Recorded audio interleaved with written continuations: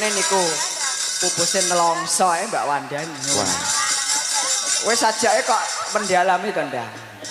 Aku yang siap menggantikanmu, Ndang. Oh iya. Ayo, Monggo. apa kowe mau? Pupuse nelongso. Coba satu nada Mas Doro rada dhuwur sithik ngene ndak apa-apa. Aku nek arep olahraga.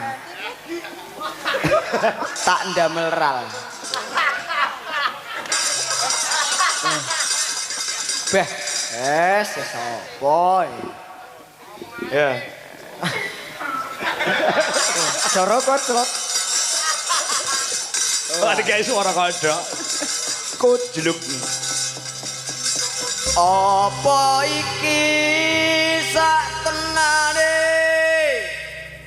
takdirku sing jawabke